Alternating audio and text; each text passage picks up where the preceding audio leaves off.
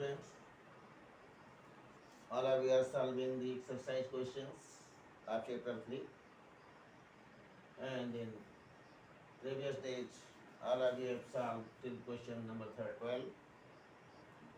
Today, question number 13 onward, we should talk about question number 13 onward from exercise questions given in chapter 3 at last of the chapter.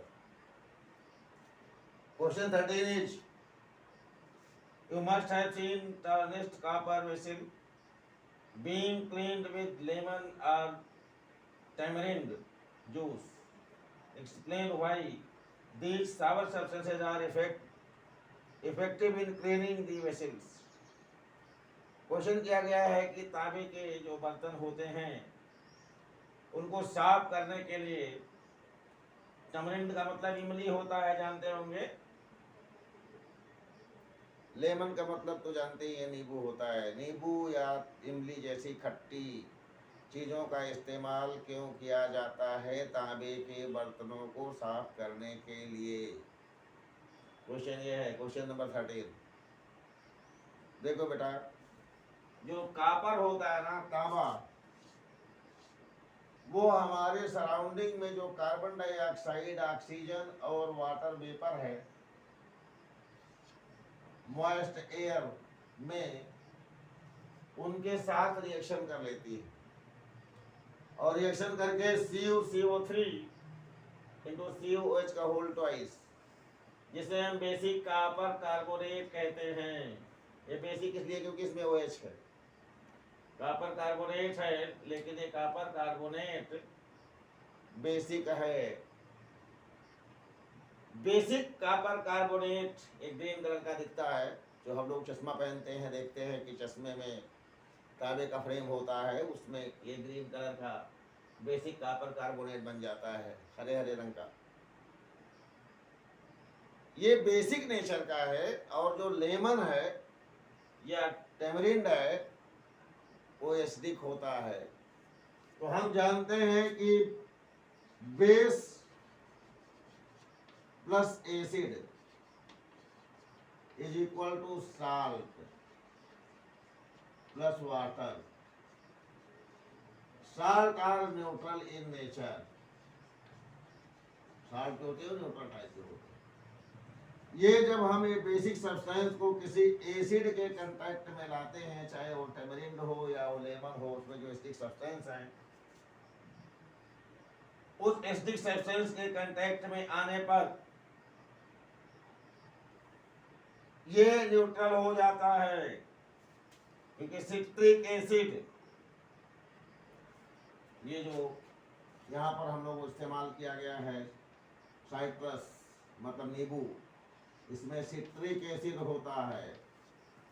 Citric acid इसके contact में आने पर ये neutral हो जाता है। Copper citrate बन जाता है। कॉपर सिट्रेट साल्ट, साइट्रेट भी बोलते हैं लोग, साल्ट बन जाता है।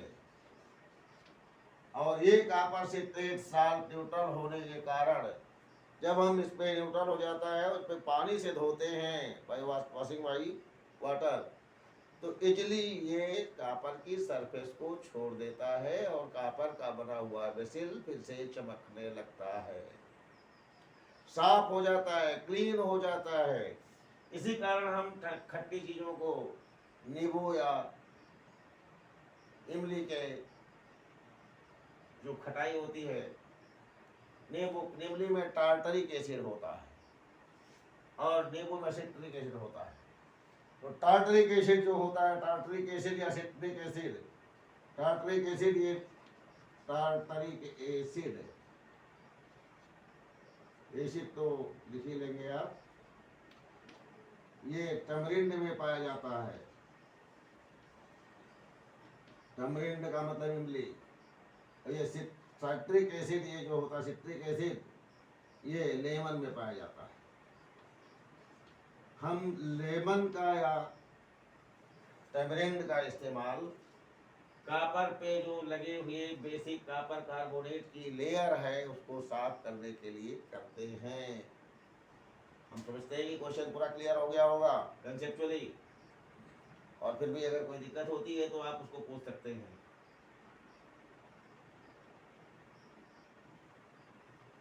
अगला क्वेश्चन आपसे पूछा गया है क्वेश्चन नंबर 14। ये क्वेश्चन नंबर 13 था, और क्वेश्चन नंबर 13 के बाद आपको क्वेश्चन नंबर 14 हम बता रहे हैं।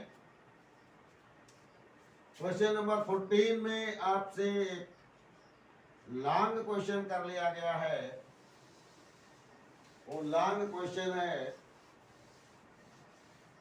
Differentiate between metal and non metal on the basis of their chemical properties. Metal और नॉन मेटल की केमिकल प्रॉपर्टी के आधार पर डिफरेंशिएट चैप्टर में आपको पूरा पढ़ाया गया है, लेकिन इसमें आप ये हेडिंग्स जरूर दें, जैसे nature of ions, nature of ions, ये पहली हेडिंग में आप दीजिए। जो मेटल होते हैं, मेटल में इलेक्ट्रॉन बाहर निकलने की एबिलिटी होती है, और जो नॉन मेटल्स होते हैं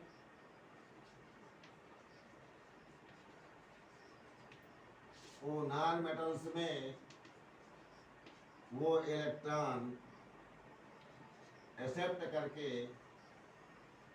ये नॉन मेटल है, एन इलेक्ट्रॉन को ये एक्सेप्ट करके, ये जो नॉन मेटल है, कोई भी नॉन मेटल आप लिख सकते हैं, उस पर एन माइनस चार्ज हो जाता है, माइनस एन जो भी है, एन इलेक्ट्रॉन आपने लिया है तो माइनस एन का चार्ज हो जाता है। जैसे यहाँ पर एन प्लस है वैसे ही एन माइनस चार्ज हो जाता है जितने इलेक्ट्रॉन नॉन मेटल ने लिया होगा। जैसे Cl एक इलेक्ट्रॉन लेता है तो एक इलेक्ट्रॉन का एक चार्ज हो गया। ऑक्सीजन 2 इलेक्ट्रॉन एक्सेप्ट कर सकता है तो 2 चार्ज हो जाता है। इसी प्रकार से सोडियम एक इलेक्ट्रॉन डोनेट करता है तो एक पॉजिटिव चार्ज और एक negative charge. Calcium 2 electron donate करता है तो 2 पॉजिटिव चार्ज और 2 इलेक्ट्रॉन। इस प्रकार से जो मेटल होते हैं उनमें पॉजिटिव चार्ज आयन बनाने की एबिलिटी होती है, और नॉन मेटल होते हैं उनमें नेगेटिव चार्ज आयन बनाने की एबिलिटी होती है। ये खास बात हो गई। नेचर ऑफ ऑक्साइड, तो नेचर ऑफ ऑक्साइड में अभी आपने इसी को शुरू में देखा है, दूसरे हेडिंग में डालिएगा कि नेचर ऑफ आयंस था। उसी प्रकार से नेचर ऑफ आयंस के बाद नेचर ऑफ ऑक्साइड की बात करते हैं आप। तो nature of oxide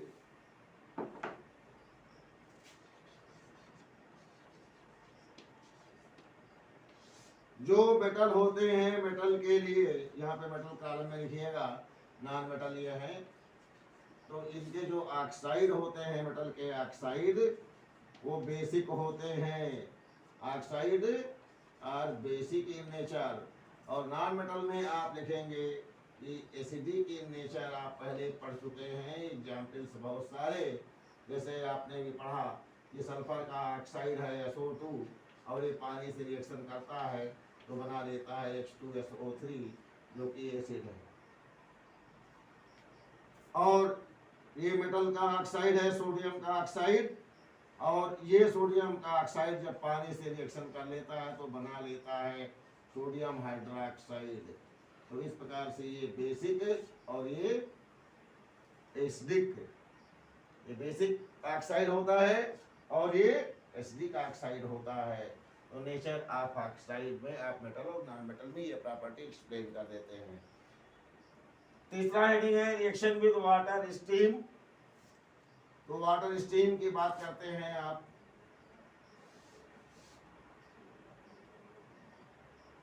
action with steam,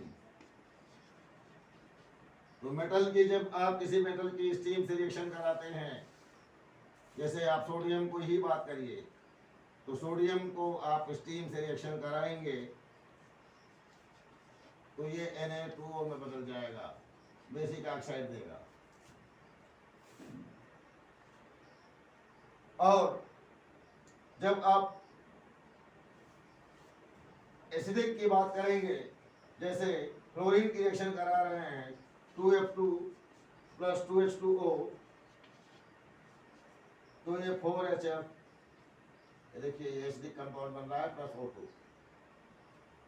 इस प्रकार से ये बेसिक ऑक्साइड और ये नॉन मेटल्स जो होते हैं वो एसिडिक सब्सटेंस देते हैं। आप क्लोरीन की जगह क्लोरीन लिख सकते थे आप, तो HCl बन जाता। एक्शन विद डाइल्यूट एसिड, तो एक्शन विद डाइल्यूट एसिड की बात करेंगे। एक्शन विद डाइल्यूट एसिड, अगले पॉइंट की बात करिए। मेटल और नॉन मेटल में, तो नॉन मेटल जो होते हैं जब डाइल्यूट एसिड से रिएक्शन करते हैं तो कोई रिएक्शन नहीं होता, और जबकि मेटल डाइल्यूट रिएक्शन से करते हैं, मेटल जब रिएक्शन करता है डाइल्यूट, जैसे HCl से रिएक्शन करा दिया आपने, Zn का एक मेटल है तो ZnCl2 बन जाता है और हाइड्रोजन गैस बाहर निकलती है। और जब नॉन मेटल का हम डाइल्यूट एसिड से रिएक्शन कराते हैं 2HCl और कोई नॉन मेटल लेकर के रिएक्शन करा रहे हैं आप, जैसे मान लीजिए कि ऑक्सीजन की रिएक्शन करा रहे हैं, तो ये रिएक्शन नहीं होता है, ये Cl ऑक्सीजन से रिएक्शन नहीं करेगा। तो इस प्रकार से मेटल और नॉन मेटल के रिएक्शन के बारे में, ऑक्सीडाइजिंग रिड्यूसिंग पावर की बात करिए, तो मेटल जो होते हैं वो ऑक्सीडाइजिंग या रिड्यूसिंग पावर को शो करते हैं, अर्थात इलेक्ट्रॉन डोनेट करने की क्षमता रखते हैं, reducing power and oxidising power. The metals are reducing in nature.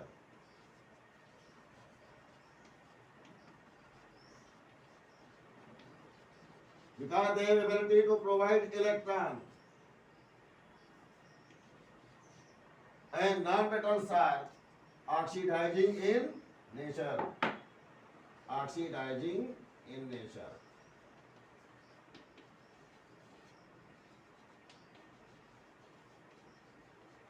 ये केमिकल प्रॉपर्टी की बात कर रहे हैं हम। तो इस प्रकार से आप मेटल के और नॉन मेटल के प्रॉपर्टीज को तो पहले पढ़ चुके हैं। शॉर्ट में डिफरेंस लिखने के लिए आपको इस प्रकार से इसे एक्सप्लेन करके लिख सकते हैं। कोई दिक्कत हो तो बताइए। ऑक्सीडाइजिंग रिड्यूसिंग नेचर समझ में आता है। ये इलेक्ट्रॉन डोनेट करता है, सबसे पहले लिखा आपने, और ये इलेक्ट्रॉन गेन करता है, तो वही ऑक्सीडाइजिंग रिड्यूसिंग पावर का एग्जांपल लिख दीजिएगा। तो अब हम अगले क्वेश्चन को अगले दिन मुलाकात करते हैं, और अगले क्वेश्चन, लास्ट क्वेश्चन 2 और बचे हुए हैं, अगले दिन आपको हम एक्सप्लेन कर देंगे और इससे टॉपिक खत्म हो जाएगा आपका, और आप अपने एग्जामिनेशन की तैयारी पर जोर से लगिए, क्वेश्चन को सॉल्व करने पर लगिए। हर क्वेश्चन का सोल्यूशन आपको हम प्रोवाइड कर दे रहे हैं।